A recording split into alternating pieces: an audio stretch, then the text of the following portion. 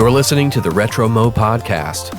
I'm your host, Mo, and I love to play and review old video games and a few new games too. If you prefer to read instead of listen, check out my written reviews at retromo.substack.com. In this episode, I'll be sharing my experience with Super Mario RPG for the SNES, released in 1996. I've scored this game 9.5 out of 10. An amazing game that holds a special place in my RPG-loving heart. While Final Fantasy VI or Chrono Trigger usually dominate discussions about the best RPG on the SNES, with a few holdouts for Earthbound as well, Super Mario RPG still ranks very high.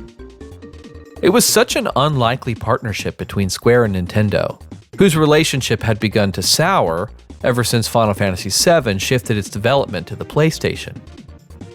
Miyamoto wanted a Mario RPG, and Square wanted to find more success outside of Japan. The result of this collaboration was magic, and Super Mario RPG quickly became a treasured SNES favorite, even seeing a recent remake on the Switch. The gameplay is a refreshing sidestep from the usual RPG fare.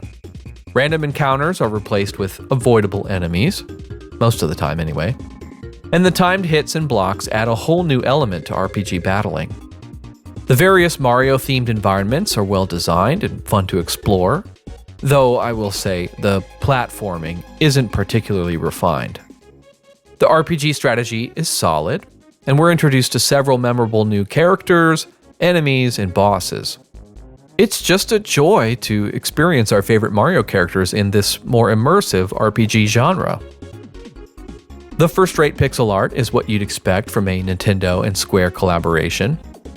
Not everyone praises the cartoony design, but personally, I love the visuals in Super Mario RPG. Malo and Geno have especially captured the hearts of young fledgling RPG first-timers. I enjoyed seeing more depth in Bowser's character through his various sprite expressions. Mario's pantomiming often made me chuckle. The game allows for more interaction than we've ever seen from Mario before, while still protecting the pseudo-silent protagonist approach that Nintendo has continued to use for this character. The story is simple and cute, but it fits perfectly with the game's tone. Super Mario RPG never takes itself too seriously, and it's loaded with lots of humor and quirky story beats. We are treated with a rare alliance between Bowser and Mario's crew. A mutual enemy unites the long-standing rivals, and Bowser fills out the classic tsundere archetype. The game's pacing remains steady. There are no sections that drag or feel slow, and a variety of minigames sprinkled throughout helps to keep the game fresh. Yoko Shimomuro's fantastic soundtrack is very well put together and extremely memorable. She utilizes familiar Koji Kondo melodies, but also adds several thematic motifs of her own into the mix. Happy Adventure is a jam. Love that song. The Road is Full of Dangers, never gets old, and Beware the Forest's Mushrooms has such an infectious melody that it's been elevated to memedom. You can find fun covers on YouTube. Okay, hey, check it out.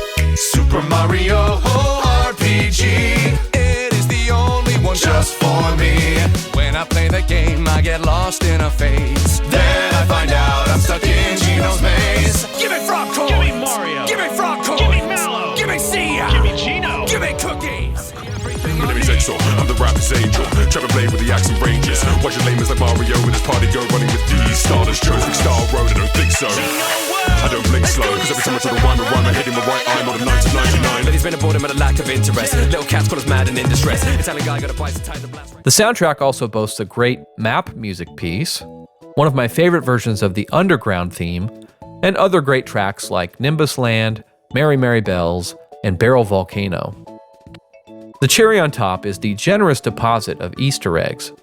You'll find cameos from Link and Samus, an R-Wing from Star Fox, an enemy that looks suspiciously like Donkey Kong, a few vehicles from F-Zero, and a Final Fantasy-inspired bonus boss that features the Final Fantasy IV battle theme. These special touches add even more to the game's appeal. And of course, I will always be grateful to Super Mario RPG for introducing us to the Heavy Troopa enemy. My man. Super Mario RPG is a game for just about anyone. This is a great game for Mario fans, RPG first-timers, or even non-gamers looking to try a friendly title. I definitely recommend you give it a whirl. Thanks for listening to the Retro Mo podcast. As always, I do my best to keep all of my content spoiler-free and rated E for everyone. If you find this podcast enjoyable or helpful, tell a friend and consider giving a 5-star review on your favorite podcast app. If you have questions or comments, you can send an email to retromopodcast@gmail.com. Thanks for listening. Godspeed.